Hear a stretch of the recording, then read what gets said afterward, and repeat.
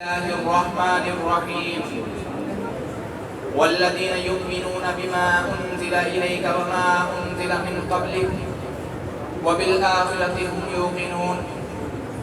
عن أبي هريرة رضي الله عنه قال قال رسول الله صلى الله عليه وسلم فضلت على الأنبياء بست أعطيت جوامع الكلم ونصرت بالرعب وأحلت لي الغنائم وجعلت لي الأرض طيبة طهورا ومسجدا وأرسلت إلى الخلق كافة وختم بي النبيون.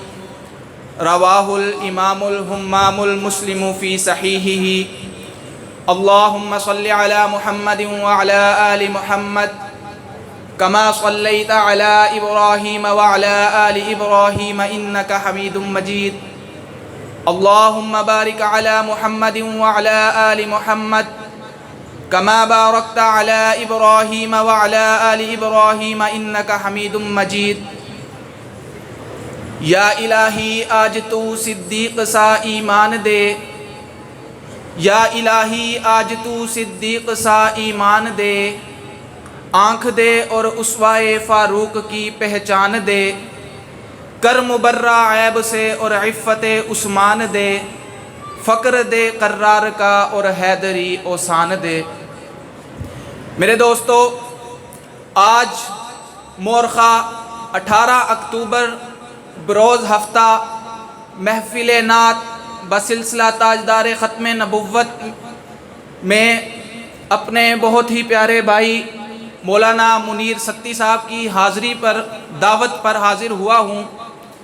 اسی عنوان کی مناسبت سے آپ حضرات کے سامنے وقت کی قلت کو مد نظر رکھتے ہوئے چند معروضات پیش کروں گا. میرے دوستو، ختم نبوت کا تعلق دلائل سے بعد میں آتا ہے.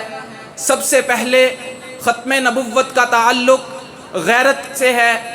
خود میرے نبی کریم صلی اللہ علیہ وسلم نے حضرت عمر سے سعد بن عبادہ رضی اللہ تعالی عنہ کی کسی بات پر فرمایا، عمر تم سعد کی بات پر تعجب کرتے ہو کہ یہ غیرت کرتا ہے، یاد رکھو کہ اللہ نے مجھے سب سے زیادہ غیرت والا بنایا ہے اور میرا اللہ ہم سب سے زیادہ غیرت والا ہے. معلوم ہوا غیرت کا درس ہمیں عزت مآب علیہ السلام سے ملا. کتنا ہی اچھا ہوتا یہ غیرت ہم اپنی غیرت کو اپنی ذاتیات کے لیے نہیں بلکہ اپنے پیغمبر علیہ السلام کے لیے استعمال کرتے. آج ہمارے والدین کو کوئی برا بلا کہے، ان کی عزت میں کوئی گستاخی کرے، کوئی شان میں کمی کرے، ہماری غیرت جاگ جاتی ہے. کس قدر اچھا ہوتا یہی غیرت ہماری حضور نبی کریم صلی اللہ علیہ وسلم کے لیے جاگتی. کتنا اچھا ہوتا حضور کی تاجدار ختم نبوت پر ڈاکہ ڈالنے والوں کے خلاف ہماری غیرت استعمال ہوتی. باپ سے ہمارا تعلق صرف ابوت کا ہے. باپ ہمیں دنیا میں لانے کا سبب بنا، ماں ہمیں دنیا میں لانے کا سبب بنی.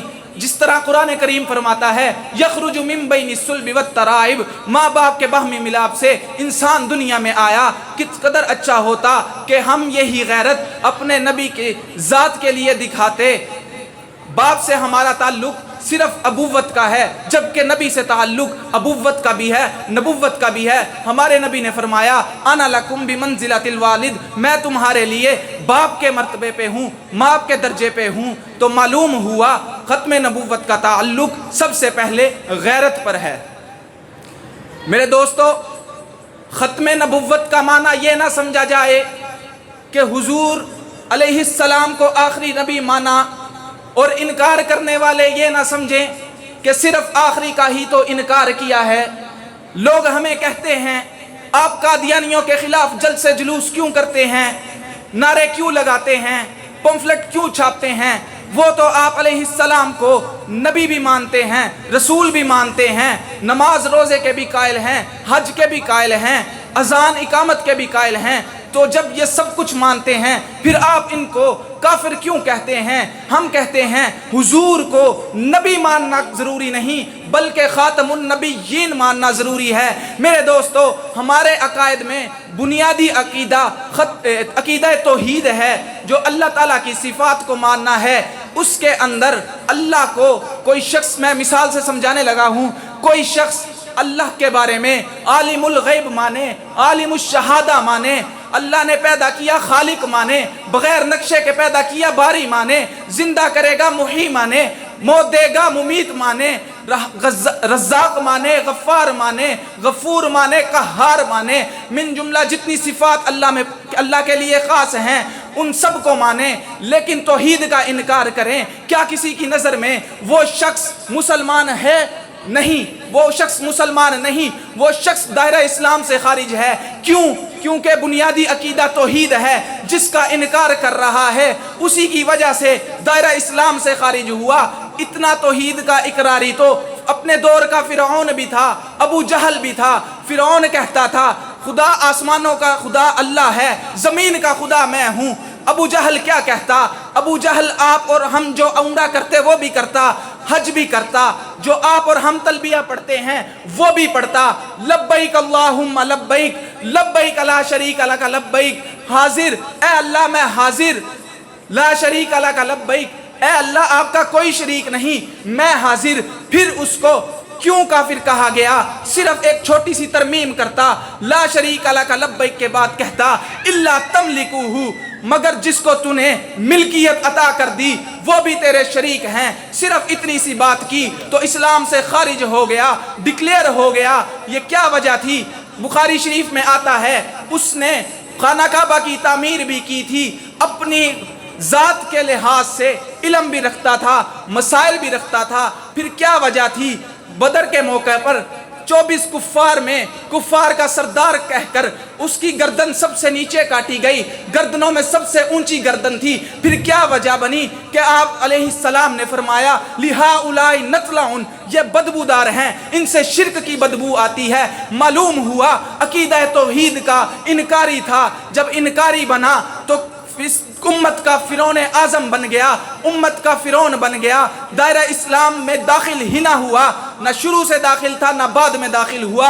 تو ہم کو معلوم ہوا جس طرح توحید میں، عقیدہ توحید میں اللہ تعالیٰ کی تمام صفات ماننے کے باوجود عقیدہ توحید کا انکار کرنے سے اسلام سے انسان خارج ہو جاتا ہے، بالکل اسی طرح آپ علیہ السلام کو ختم نبوت نہ ماننے کی وجہ سے بھی آدمی دائرہ اسلام سے خارج ہو جاتا ہے۔ وآخر دعوانا ان الحمد للہ رب